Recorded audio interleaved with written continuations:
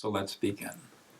Welcome to the Advice and Wisdom webinars. My name is Doug Noll, and I want to just talk for a minute or two and tell you what this is all about, because this is really more as much for you as it is for me.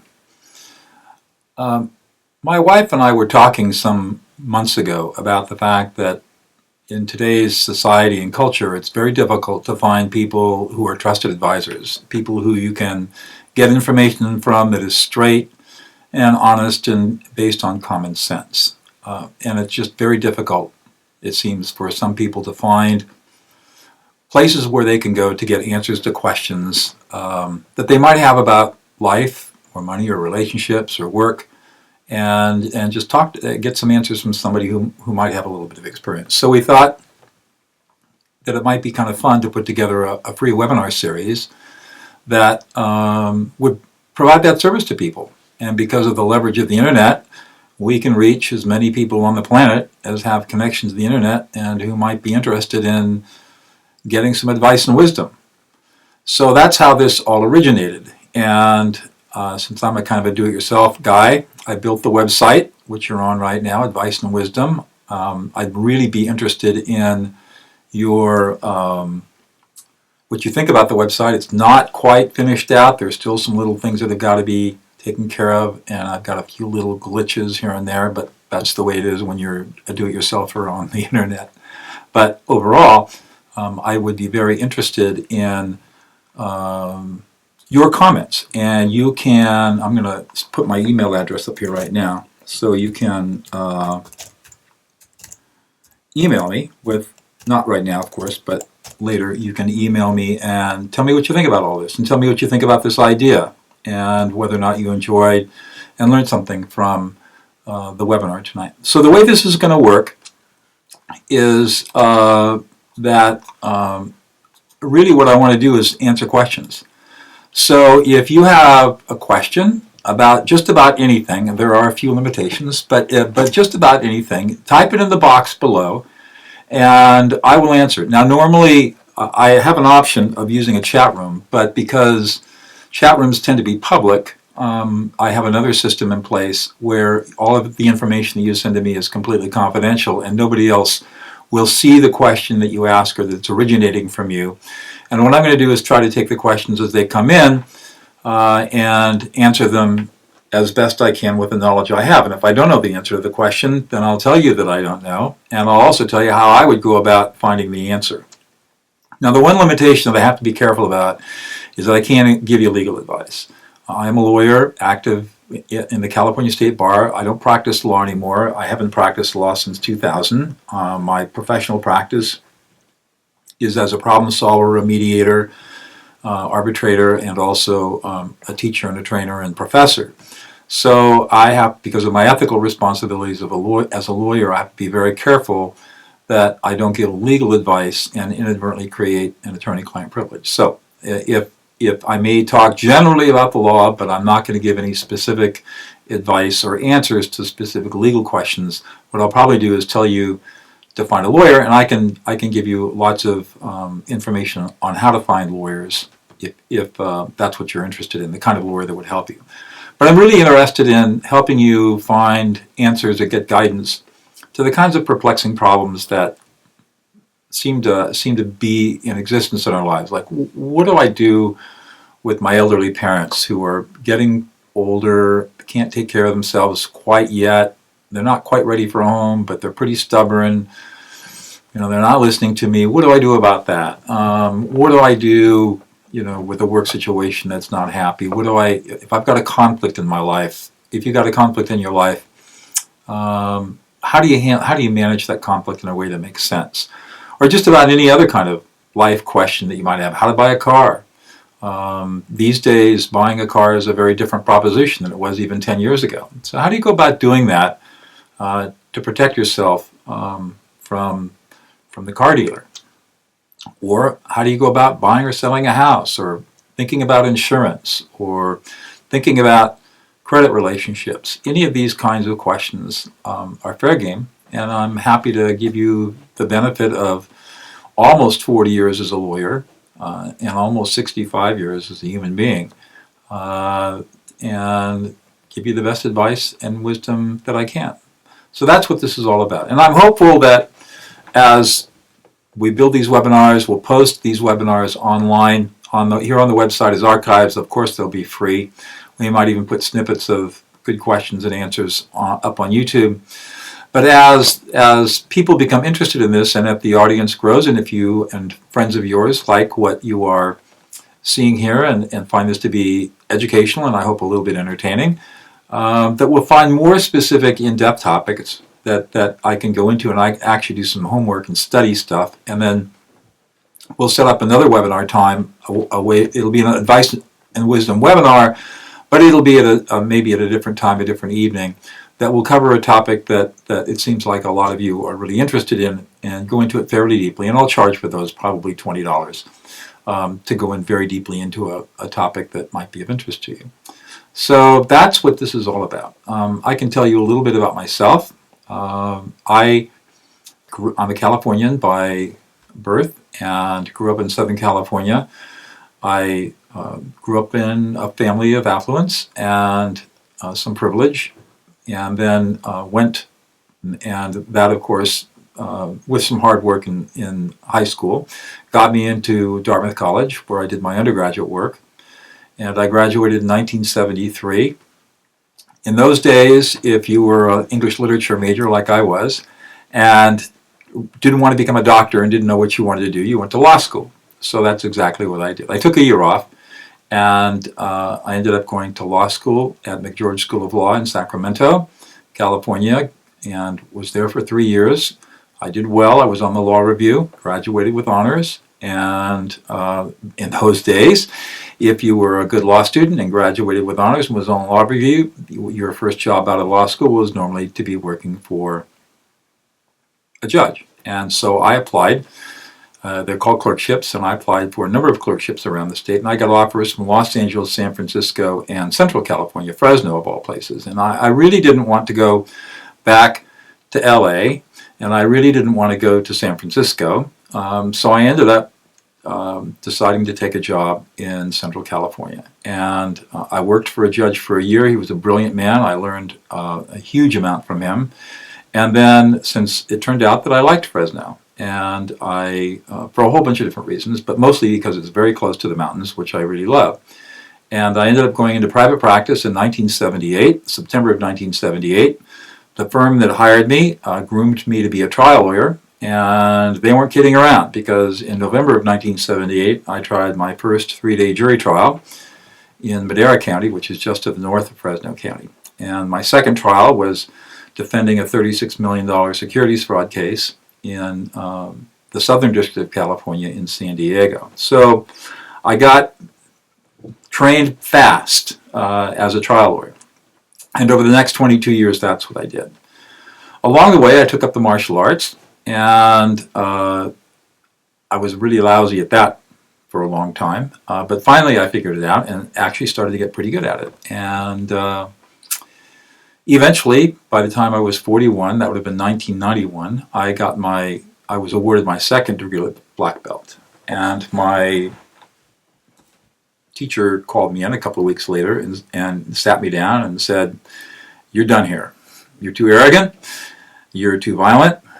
You are going to hurt yourself. You're going to hurt somebody else. I am not going to teach you anymore until you master Tai Chi." Well, Tai Chi is the oldest of all martial arts, and it was a death sentence, really, because you never master Tai Chi. So, like a good student, I bowed and I said, "All right, I will go learn Tai Chi." Well, the interesting thing about Tai Chi is that it's got two paradoxes. The first is, the softer you are, the stronger you are. And the second paradox is, the more powerful you are, the more vulnerable you are, the more powerful you are. So soft to be strong, vulnerable to be powerful. Well, that didn't click with me too well. Second degree black belt, trial lawyer, didn't compute.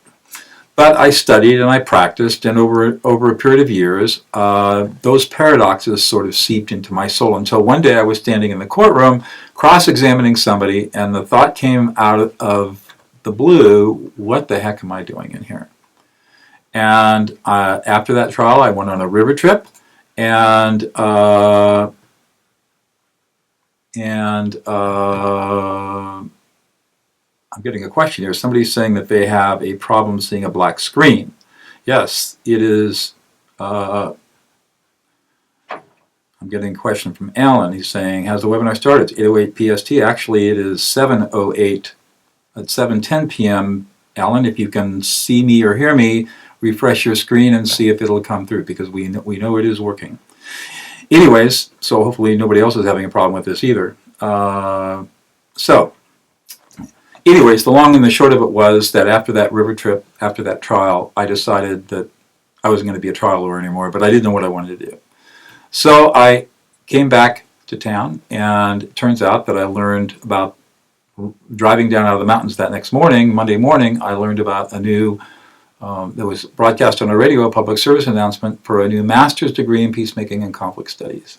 And I thought about that, and it kind of resonated with me. And I checked it out, and I decided that I would, at that time, probably 47 years old, become a full-time master's degree student while maintaining a full trial practice. And at the time, I was also an adjunct professor of law, but I had a 5-unit course, so I was basically half-time as a professor. And so that's what I did. I became a peacemaker, and it ended up leaving the practice of law in 2000. And that's another story that I'll share for another day, how I left the practice. But on November 1st, 2000, without any planning, without any I violated every rule that I'd given to every client for the last 22 years about planning and thinking. But as a result of a dispute that was in between myself and the managing partner of my law firm, who was my peer, who just did not like the idea of me becoming a peacemaker, I left the practice with 1 week's notice, leaving a bunch of money in the law firm and deciding that I'm going to take a different path. And that was an act of, I guess, courage on my part and faith. And my life has never been the same since. I started mediating cases. I started writing books. And I have had enormously incredible opportunities over the last 15 years, 14 and a half years, I guess 15 years now, to work with amazing people, work with people in deep conflict, help people solve really deep and intractable problems. I've had some great successes. I've, of course, had my share of stuff that isn't so successful either. But probably the best and most powerful project that has come through so far is Prison of Peace, which is probably part of the reason why I got into this project, the Advice and Webinar Project. So in 2009, a colleague of mine down in Los Angeles, Laurel Coffer, got a letter from an inmate serving a life sentence without possibility of parole at the largest, most violent women's prison in the world, which was Valley State Prison for Women in Chowchilla, California, which is about an hour and a half north of where I live. And she was asking if Laurel would be willing to come in as a mediator and train the life inmates, the women who are life inmates, in mediation and peacemaking so that they could teach the women in the prison how to be less violent. When Laurel got that letter, she immediately flipped her phone open and called me from her mailbox and read the letter to me and said, "What do you think?" And I said, "I think we ought to do this." And so that's how the journey began. So we started training our first 17 women in March of 2010. And today we are in 3 prisons. We're in the LA County Jail. We're in the 2 California women's prisons, Central California Women's Facility in Chowchilla, and we are also in the California Institute for Women down in Chino, California. We are also in a men's prison, Valley State Prison, which is the old women's prison in Chowchilla, and we are in the women's facility of the LA County Jail. We have trained by now, we've trained over 200, close to 250 peacemakers and mediators ourselves, and we have a cadre of approximately 30 inmates spread out through these prisons who are also trainers themselves. We have certified them as trainers, and they are training other inmates to be peacemakers and mediators within the prison. In fact, tomorrow night we're going into the women's prison, and Wednesday we start the trainer training in the men's prison. and that the trainer training takes about a year. It'll take us about a year to get them fully trained up. But the thing about that's so amazing is that inmate after inmate after inmate has come up to me over the years and said, if I only had some of the knowledge that you're giving to me now 20 years ago, I wouldn't be in prison today. And so that's what really got me going. And finally, it dawned on me that the stuff that we're teaching these inmates is stuff that really needs to get out. And that led me to conducting a workshop this last spring, which we videotaped and turned into the It's Pure Magic series, which is deep empathic listening. It's just part of the foundational training that we give the inmates to turn them into peacemakers. And advice and webinar followed from that, because we said, we've learned a lot teaching people how to solve deep and intractable problems. We've learned a lot teaching people how to avoid violence, make better choices in really tough places like maximum security prisons. Maybe there are people out there. So maybe there are people out there who are really interested in getting some advice and learning from the experiences that I've had working in deep and intractable conflicts, working in prisons, teaching, training, writing, and thinking about life and how do we solve life problems. So that's kind of what my background is. We're doing this for free because I think knowledge should be free. And for me, other than the time invested in getting the website set up and getting this whole system set up, which is really more my time than out-of-pocket cost, it's really not a big deal for me to spend an hour chatting with you and sharing with you whatever insights I can have for questions. So if you have any questions that you'd like to ask that you might not want to ask anybody else, it's private. I won't identify who you are, maybe, and unless you want me to. But I am happy to take on any questions and give you whatever wisdom I have. Like I said, the only constraint that I have is that I can't give legal advice. I won't give legal advice because of my ethical constraints as a lawyer in California. But other than that, you may have a question that's been bugging you about life that you've always wanted to ask somebody and haven't had a trusted advisor as somebody who could be neutral and impartial and tell you the truth. So I invite you to find that box there on the screen and type in a question and tell me what's on your mind. This is an interactive process. I'm not here to lecture. I'm not here to pontificate. I'm here to really share my knowledge as best I can with you in a way that is meaningful for you. And that is what gives me great joy in life, serving others. So, any questions yet? I'm looking here, seeing I don't see anything so far. So, anyways, if anybody's having any technical problems with the image or with their computer, you can not only ask questions, you can also pop in a comment or question or a statement and say that you've got technical problems. This is a new system, so we're still working on. We don't think we've got any bugs, but they always pop up. So if you are having an issue either with the audio or the video, you can just put a comment in the box there where it says ask a question. That'll come up to me just as well as a question will, and I can keep track of what's going on. So I feel like a law professor when I'm asking my students for questions, or I say who wants to go first, and I get dead silence on the end. So surely you are here because you have something that would be interesting to you. So, so the question that we got is, so here's the first question of the evening. Great. All right, I've got two great questions here. The first one is, let me start with this question first, and then I'll take the next one. So the question is, how does someone who has never done peace work before start to become a beacon of peace? Boy, that's a great question.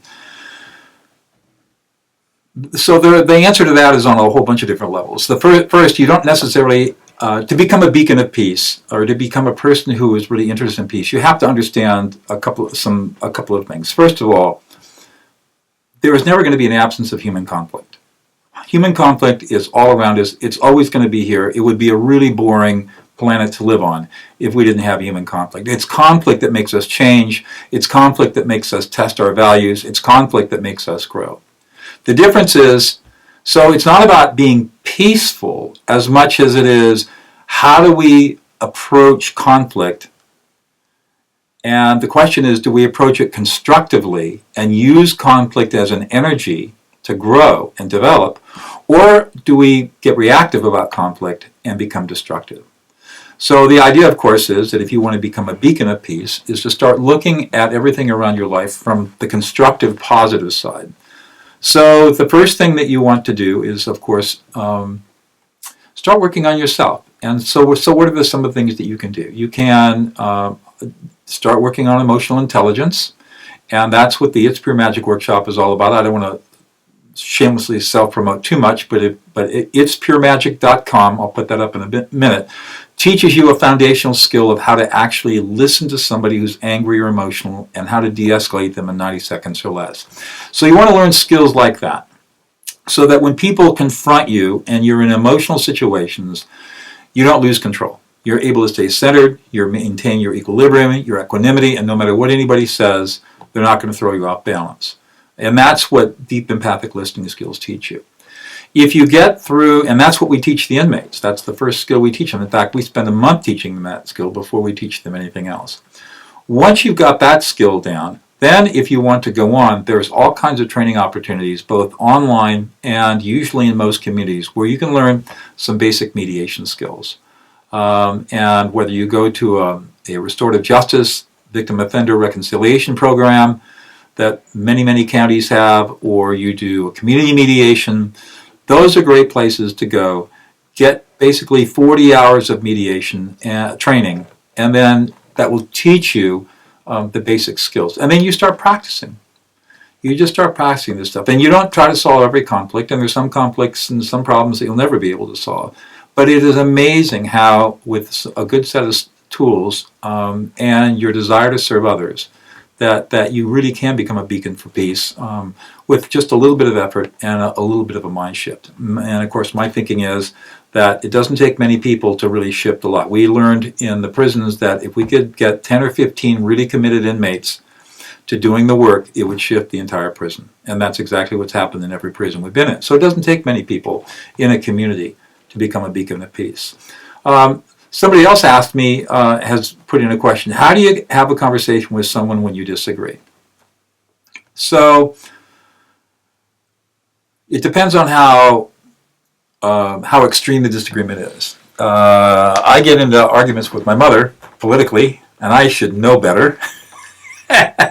I should really know better. But, you know, around a Thanksgiving or Christmas, you have too many glasses of wine, and you know, I make the mistake, like everybody does, of getting into topics around politics that just is not going to work for my mother. So first of all, if the relationship is important, perhaps what you have to do is just to agree to disagree and stay away from those topics that cause a lot of upset. If it is somebody that you have where the disagreement is important and you have to work on it, there are a couple of ways of dealing with it. And let me tell you a story that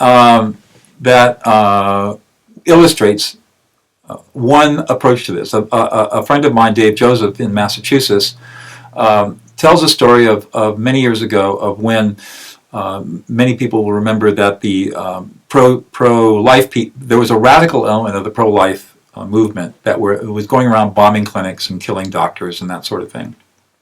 And the word had come out through the grapevine that they were going to come into Boston and blow up the clinics in Boston. And so Dave, as part of his group, the Public Conversations Public Conversations group, brought together a group of pro-life and pro-choice women and sat them around the table. And he basically asked one question. He said, what is it that happened in your life that caused you to form the beliefs that you have today? And every woman around the table had an opportunity to speak about what was it that caused her to believe the way she did.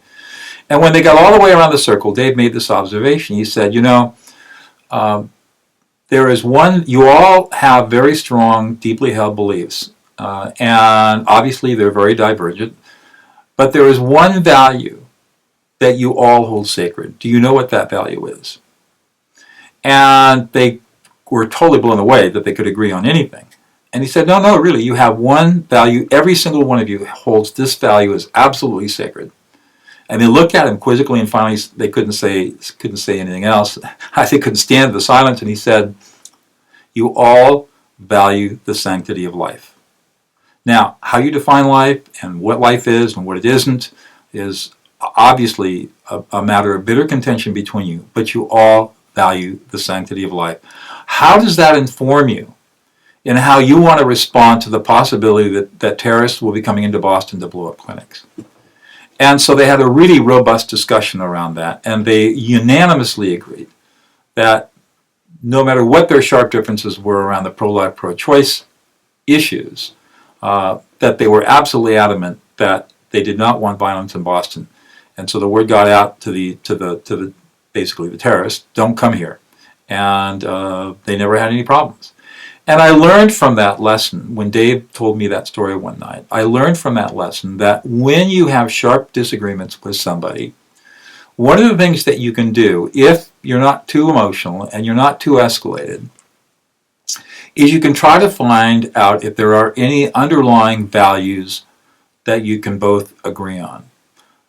And sometimes it takes a little bit of probing to do that. But you can ask people, what is it in your life that causes you to believe the way that you do? What is it in your life that has caused you to come to this? And if you share those stories, sometimes you can find some common ground that you otherwise would not have found. So that's one way you can deal with a disagreement. The other way you can deal with a disagreement is to think of it as the disagreements sometimes are what we call positional statements. So a position is nothing more than a solution to a problem that is trying to be solved. So let me give you an example. In the context of the law, you have a party who's been injured. We call them a plaintiff. You have a party who may have caused the injury, who's claimed to have caused the injury. We call that person or party the defendant. And the plaintiff makes a demand on the defendant, pay me $10,000 for my injury. And the defendant says, you are crazy, your case is worth maybe $1 dripping wet. So now we have two positions, a plaintiff's demand for $10,000 versus the defendant's counteroffer of $1. Now you would think, how would you ever? You can negotiate that. They can compromise, and for all kinds of reasons other than money, they will compromise and come to a solution. But if you're dealing with something that's not money and it's more difficult than that, then you look at that as being a position, because the $10,000 is a solution to a problem, and the $1 is a solution to a problem. What I'm really interested in, and where you are seeking to find agreement, is to say, if you got everything that you wanted, if you were absolutely right in all of your arguments, if every single thing you said was absolutely accepted by the whole world, what would be all the good things that would happen to you in your life? And you write those things down. What are they? Oh, I'm going to be happy. I'm going to have more money. I'm going to have security. My wife's going to love me. My dog's going to lick my face. Whatever it might be, you write down all of the things that if your argument is, or your point of contention is accepted, what are all the good things that are going to happen to you? And then you do the same for yourself. If my points are taken, what are all the good things that are going to happen to me? And if you look at that list and put them together, that tells you what the real problem is, because the disagreement is almost always about something that's fairly superficial, and underneath there are unmet needs that haven't been identified that need to be satisfied. And if you can find a way to satisfy those needs, then oftentimes you can get through your disagreement. And in fact, that's exactly the process that I use in a little bit more of a sophisticated version. But essentially, that's the process I use in deep intractable conflicts like family business conflicts or estate conflicts where relationships are important but people are in very sharp disagreement. We work on trying to find out what are the underlying interests, needs, goals, and desires that are underneath the disagreements, underneath the polarization that people are expressing, that have got them maybe into a lawsuit or gotten them into an estranged relationship or gotten them really upset and angry with each other. What's underneath all of that needs to be satisfied for these people to say, yes, we can have peace? And then once you've identified all of that, then you move into a problem-solving process to say, okay, so how do we satisfy all of these needs? And the thing that's most remarkable about this process is that in the beginning, people see themselves as being highly polarized. And there's no possibility of anybody reaching agreement without a huge concession, which nobody wants to make. And yet when they start looking at satisfying their needs, they find all kinds of interesting ways of satisfying their needs that does not require them to compromise their positions. And in these kinds of situations, I tell people, if you're compromising, you're making a big mistake. Work on identifying and satisfying your needs and the other side's needs, and you will get what you need. And the art is in learning how to do that. And a quick story, many years ago I had a mediation, I had four siblings who were fighting over a house. They were African Americans, and they were fighting over a house that they had all grown up in, that their parents had had, and it was really kind of a dumpy little place, probably not even worth $40,000 on the market. But they gotten into a big lawsuit with each other about what's going to happen to this house. And they'd spent far more money with their lawyers than the house was worth. So I took them through this process of identifying what their interests were. And at the end of the day, what resonated with them was doing a memorial for their parents at the church that they had all grown up with. And so the decision they made was to donate the house to the church, have the church sell the house for whatever it could get, and take that money and then and use it to improve the church and build a memorial in the church for their parents. And that's what happened, and that's how they solved the conflict. They had never thought of the idea of that they all wanted to memorialize their parents and the time they'd spent in that church together. And when they finally figured that out, they completely reconciled, and I mean, there was a lot of crying and hugging and stuff like that happens when you have these successful reconciliations, and they found the solution. And it wasn't at all about, who's going to get the money of the house, or it was about underlying needs that could be met that would allow them to get past the conflict. So those are some ideas about how to disagree. When I find people who are disagreeing with me, I'm always going to go dig a little deeper. Now, if the disagreement is really sharp and there's a lot of emotion, then my job is to de-escalate them before, because here's another important rule, especially as it relates to disagreements. You cannot solve an emotional problem with logic alone. If you're facing somebody who's really upset, really angry, very emotional, you are not going to be able to persuade them or talk them off the rooftop. Not with logic, not with advice, not with emotional invalidation. Emotional invalidation are those statements where we diminish somebody or we say, oh, get over it, it's not that big a deal. None of that works. The only thing that works is to deeply listen to somebody, listen to their emotions, not to their words, and reflect back their emotional experience. That works. And once you have de-escalated somebody, then they're in a position to solve the problem. And the way you confront that problem is by saying, all right, I'm here to solve problems. What do we really need to do here? And ask people, if you got your way, what would be all the good things that would happen to you? And start the discussion that way and try to move into problem-solving mode. Now there are going to be those people, of course, who absolutely refuse to. They like being stubborn. They like being angry, and there's nothing you can do with them. So you just have to make the decision: do I have to have this person in my life or not? And try to figure out a way to coexist with them if you have to have them. So that's how we deal with disagreements. I got another question up here. Let's see. Okay, I've been asked to teach an hour class at a trade convention. And I've got a little bit of knowledge about the topic, but I'm not a big talker and I have no idea how to do this. Also, speaking in front of people makes me very nervous. Any advice? Yeah. Okay, so the first thing to do is to become an absolute expert, world-class expert in the topic, which means you have to spend a lot of time reading and preparing. Whenever I teach something, I'm going to generally only teach about 1% of what I really know. And because I have so much confidence in my knowledge base that anybody can ask me a question, and I'm able to pull out of my knowledge an answer that's going to make sense. One of the things that I learned as a trial lawyer many years ago was to prepare, prepare, prepare, and prepare. And I even prepared for, I always asked myself the question when I was preparing for trial, what do I do if something happens that I was completely unexpected, that I had no clue that this was going to happen? What do I do with the unexpected surprise that I'm not prepared for? What am I going to do in that situation? So I even had plan Bs for when I was totally surprised. And of course, with that thorough preparation, I was never surprised. But here's the thing that's interesting. Even if you're really well prepared, if you don't practice and talk to people, practice and rehearse, having all the knowledge in the world won't work. And I'll to give you a perfect example. I'm here in this webinar.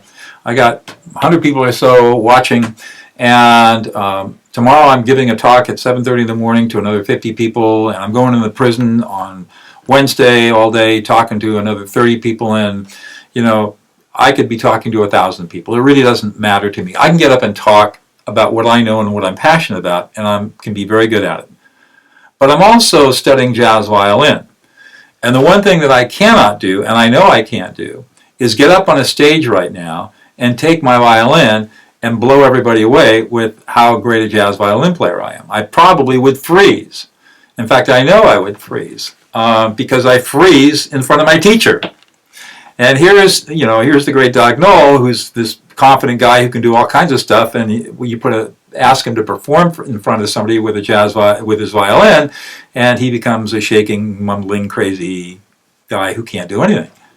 And that's the kind of fear, the anxiety and the fear of failure and the fear of looking stupid that we all have to overcome. And the way that I'm approaching the violin is the same way that I've approached my work as a trial lawyer and my work in public speaking, and that is to become so thoroughly conversant in the instrument and to have it so deeply patterned into me that I can play anything to anybody at any time and not worry about the fact that I'll make a mistake because I know I won't, because I'm so good. And I know that I'm just not there yet. And with the violin, it takes hundreds, if not thousands of hours of practice to not only technically master the instrument, but also to take all of the rules of jazz, of which there are hundreds, if not thousands, and totally put them into my soul so that I don't have to think about it. And there's no simple solution to that except for hardcore work, hour after hour after hour of preparation. So what I suggest is that if you're going to teach an hour class, first of all, spend as much time as you can becoming an absolute world expert, then outline your talk. You might even PowerPoint it, and don't PowerPoint it by putting your talk up in words. Go to Google the Zen of PowerPoint, and there's a couple of great books and a guy who does a great blog on how to really do PowerPoints effectively. And do a Zen kind of PowerPoint, and then just start practicing the PowerPoint over and over again.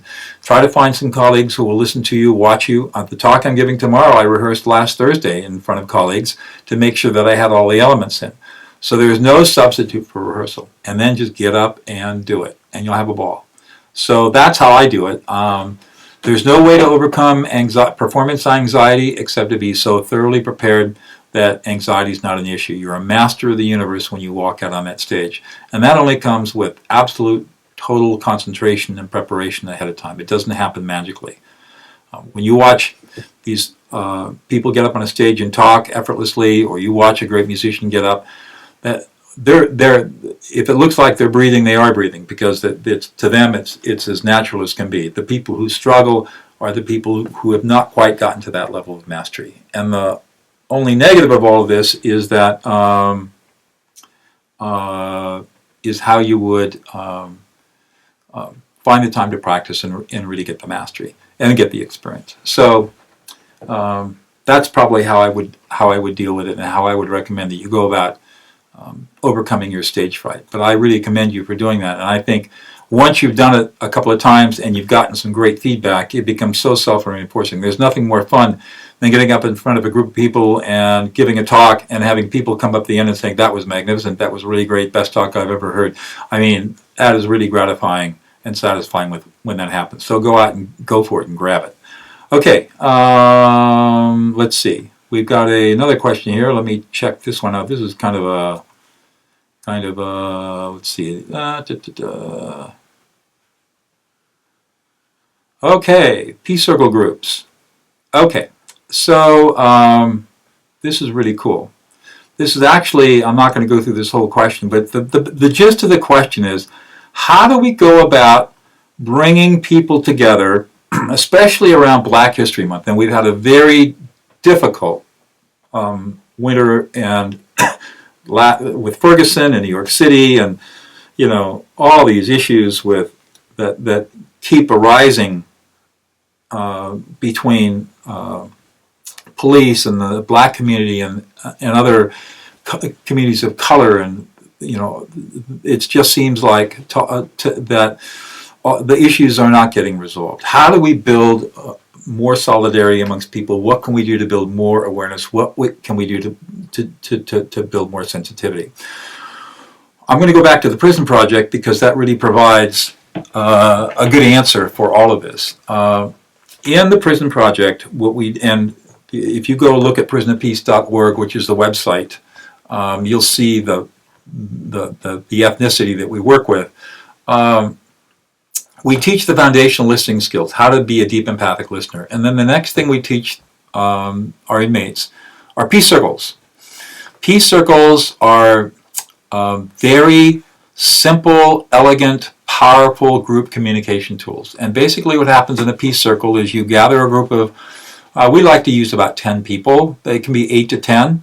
A larger circle is going to take more time than a smaller circle. And we train our inmates to be circle keepers. And what they do is they convene inmates and they ask questions. So, for example, they might, and I'm sure they are asking these questions this month, what is racism? How does racism manifest itself in this prison? And then our last question is always, what am I going to do next week if I see racism manifest itself around here? What am I going to do? So basically, the circle keeper has a talking stick, which is some object, a ritualistic object, like that can be passed around. And the rule is that you can't speak without the talking stick. There's usually a centerpiece that focuses people on the topic. So in this case, it might be a picture of Martin Luther King, for example. And they start the process of going around the circle. And as the first person to the left speaks, that inmate or person might have 90 to 120 seconds to just reflect on what is racism, what does it mean, what does it feel like, how have I experienced it. And then in our process, the inmate will then hand the stick to the next person to the left, who then must summarize back, reflect back, both the core message and the emotions that the original speaker had in speaking. And then as soon as that person has earned his or her turn to speak, then it goes to the talking stick stays there, and she or he reflects for 90 to 120 seconds. And then it goes all the way around the circle. And what we have found is that this process, which is really rooted in ancient indigenous cultures, not only here in North America, but also around the world, is that it's the only time when people are doing more listening than they are talking. And it's the only time when people feel like they're being deeply heard and that they can talk for a minute and a half or 2 minutes on something that's deeply meaningful to them and really share from their hearts what they're experiencing. It's not difficult to do. It's not difficult to organize. There are all kinds of places where you can learn how to be a circle keeper. I would really suggest, if you're really interested in getting some literature on this, look at Google Kay Pranis, Kaypranis. Kay was on my radio show last week or the week before. I do a radio show promote this, every Thursday night from 7 to 8 at wsradio.com. For the last 10 years, I've been doing the Doug Noll Show, and I give peacemakers around the world a voice that the mainstream media exists. So it was the week before last. Kay was on my show, and she has devoted her life to peace circles and has written a bunch of beautiful books on how to conduct peace circles. So if you Google her, Kay Pranis, Kaypranis, or look her up on Amazon, you can find her books, and those can give you guidance in the basics of circle keeping. We've added some twists to it in the work that we do in the prisons, which you are free to steal and use for yourself. I think that starting with a circle, especially if you can get a community together of people who may have some divergent views around racism. Some people, some white people, for example, might be in denial that racism still exists because the anxiety is too great for them to handle. Some black or African American people might be really, really angry deep inside because they continue to experience this horrible thing. And there could be people on the continuum of feelings up and down on racism. It would be very interesting to get those people into a circle, whether it's a church group or a school group or a work group, and just have them reflect on some of these questions and share with each other what their perspectives are. It is a really, really powerful way to build community. And the question here, of course, is how do you sponsor an activity like this? If you are really interested in getting this started and you need some more resources, feel free to email me at doug@adviceandwisdom.com. And if I know what community you live in, I might know people there who I can get you in touch with. There are almost people in every community who are able to do circles, who have some restorative justice background, who might be able to help you as a resource. And even if that's not true, this is something that's so easy, you can teach yourself how to do it pretty simply. And after you've done it a couple of times, it becomes really, really, really beautiful and effortless. I'll tell you one quick story about a circle that was reported to us in the women's prison in the early years. There was a woman in the prison who had not spoken to anybody in 20 years. She'd been absolutely silent. And after we trained the women, our people, our inmates, how to be circle keepers and peacemakers, they went out and one woman convened a circle. And this woman who had never said anything came into the circle and sat down in the chair.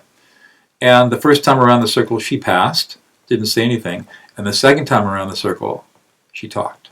And it was the first time anybody had ever heard her say a word in the 20 years that she had been in prison. And she felt that the safety of the circle was so powerful and the topic was such that she was able to feel finally a place where she could really be heard and opened up. And it changed her life, and it changed the lives of everybody else in the circle. So even though circles are very simple, they are one of the most powerful tools of human communication that I've ever come across. And so I strongly encourage you, especially during Black History Month, if you have the opportunity to learn about circles, get into a circle, to work with people in your community in circles around these issues, it would be time well worth spent. And you will find that the circle process is one of the most powerful processes you've ever experienced if you have never been in one before.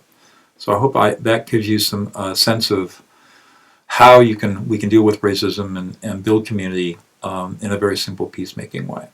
Pretty cool. Okay, any other questions? So, a couple of places to go to check out information. The Prison Project, prisonofpeace.org, O-R-G. That will tell you about the Prison Project, its origins, and the work that we're doing. This is a pro bono project that Laurel and I have been doing, as I said, for the last 5 years. And there may be an opportunity for us to expand into a couple more prisons, men's prisons, this summer. There might be some money available for us. But right now, it's totally pro bono, so we can only do the work that we're doing. We would be very interested in talking to people if they would like to start a Prison of Peace project in their state or locality. We would be interested in having a conversation with you about how to do that. We have all the curriculum, all the materials. It's really just a function of getting enough money together to have us come to where you are and teach you how to do it. But I'm always up for a conversation around that. What else can I tell you about that's kind of exciting and fun? The It's Pure Magic Workshop, I told you about that online. I've got some. I do that workshop live too. And the last time I taught it, I think, was in November in New Jersey, and I taught it to a bunch of professional mediators, and people just loved it. It's amazing. I'll do these workshops and come back years later and maybe teach some other material, and invariably people will come up to me and say, that listening stuff you taught, I really didn't think that it was going to work, and I had my back into a corner in a mediation, and I did exactly what you said to do, and it worked. It was pure magic. Like it was pure magic, which is how the term "it's pure magic" came up. I didn't make that up. That was words that other people have used in describing the technique of how to create a deep empathic connection with another human being so that you can de-escalate them in 90 seconds or less. Here on the adviceandwisdom.com, you'll see a link to that course if you're interested in learning more about that. What else? Is there anybody doing peace work with the gangs in Fresno? Boy, talk about a timely question. Yes, there is. There's a group called Fresno Street Saints, and they operate out of the Sunset Community Center down in West Fresno, which is just south of Chandler Airport. And it turns out that I have been working with the Fresno Street Saints, and just last Wednesday, we started a conversation about me taking the Prison of Peace material and teaching it to the West Fresno community. And for those of you that don't know about Fresno, it is the poorest congressional district in the United States. We have some of the deepest poverty in the United States, and like other mid-sized cities where there is deep poverty, we have obviously a lot of gang violence and a lot of problems. But what we are talking about doing is actually going in and teaching people in the West Fresno community, which is the traditional black community of Fresno, how to do peace circles and how to mediate in exactly the same way that we've taught the inmates. And my thinking is that if I can teach a murderer to be a peacemaker, surely I can teach people who are really interested in the community how to do the same thing. And what I think is going to happen if it goes the way that it's gone in the prisons is that we don't stop the gang violence, but what happens is we create a community of peace where people who are violent are no longer comfortable and they move out. There are going to be people who choose to resolve conflict through violence just because. But they only can operate in a community that allows that to happen. If there is a community of peace where people are peaceful and resolving conflicts peacefully, that is without violence and constructively, that is a very different energy than an energy that supports violence. And as we have witnessed in prison, after we have trained a small number of inmates, usually way less than 1% of the total population, and cut them loose to do their work in the population, there's been a major reduction in violence in the prison populations. I don't have any reason to believe that when we get this project started in West Fresno that we're not going to see the same thing happen. So yes, there are people who are working to stop gang violence, not necessarily with the gangs themselves, although the Fresno Street Saints is working with them, but to build a community of people with the skills to choose how to respond to conflict. Violence is nothing more than a response to conflict, and it's typically because people don't have the tools or the knowledge to know that there are other ways to respond to conflict other than through violence. And if we can teach people these tools and spread it out through the community, then I'm hopeful that we will create a community of peace and make it an uncomfortable place for violence to thrive. And I think that to me is going to be the secret. So we'll see. Stay tuned. I'll have more to say on that as the months unfold if this project takes place. So we got about 5 minutes left. I got time. I can handle a couple more questions. Let me scroll down here and see what we got. Great question. Let me read this question to you because it's very powerful. Do you find that you have to teach vulnerability in the prison program, or does it come naturally from people once they feel they are deeply heard and are in a safe place? Yes. The answer is, it scares the crap out of everybody, and it scared the crap out of me. In the beginning, especially with the women, we learned that as we taught them how to listen, in order to listen to somebody else's emotions, you have to learn how to pay attention to your own emotions. And if you've been emotionally shut down your whole life, when you start paying attention to somebody else's emotional experiences and all those emotions start coming up for you, it gets very scary very fast. And in fact, we got a lot of resistance.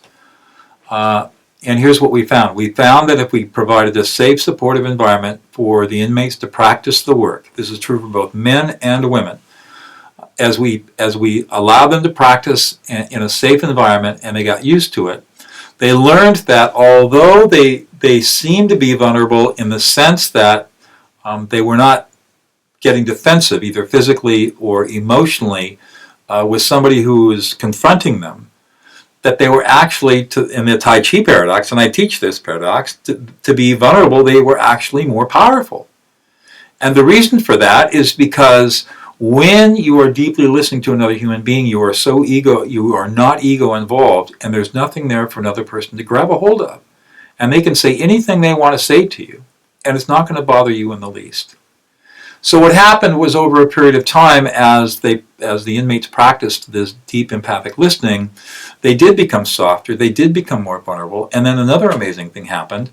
They started calming down themselves, because what they reported back to us is some guy would piss me off, and I just affect labeled myself. I said, I'm really pissed off at myself, right? I'm really pissed off, I'm really angry. And the more I affect label myself, the calmer I got. So they were actually able to develop emotional intelligence by learning how to connect with somebody empathically, and then learning how to deal with themselves empathically, so that they calm themselves down. And that is what the inmates experienced, and over a much longer period of time, that's exactly how I learned how to be more vulnerable. It didn't come easy, and it didn't come fast, but it did come.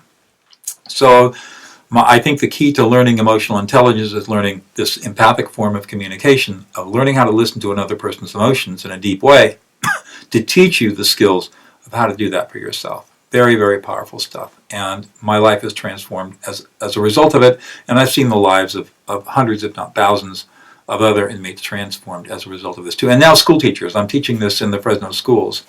I'm working in two middle schools and a high school, teaching the teachers how to de-escalate an angry student in 90 seconds or less. And it's working there just exactly the same way that it's worked in the prisons. No surprise. So it's really, really powerful stuff, really cool stuff. Okay, so we are coming up on 2 minutes. I think that I can maybe take one more quick question. I'm really interested in your feedback, and so please email me at doug@adviceandwisdom.com. I think the email's up there on the screen still. I'm really interested in whether or not this is something that we want to turn it into a series and do it every 3 weeks or so. I'm really interested in what resonates with you. Is this something that's really useful for you? Are there other people you know who might be interested in a little bit of advice and wisdom about life? Is this something that we should continue to put effort into? I welcome your emails and comments. We will take this video, and it will be posted on the website probably in the next couple of days. It'll be free for anybody who wants to register and view it. And I'm hopeful that if there's sufficient interest over the months ahead, that we will build an archive of videos, and I will sort of catalog on each webinar sort of the basic questions that were asked and what we talked about, so that people can kind of scan through the videos and see what interests them and what doesn't. And I hope in that way to provide a little bit more solace and soothing and safety and wisdom and knowledge to people in life, to help them navigate their lives in a more graceful, peaceful, gentle way. And I think we have come to the end of our time, and thank you so much for being here, and I hope to see you next time.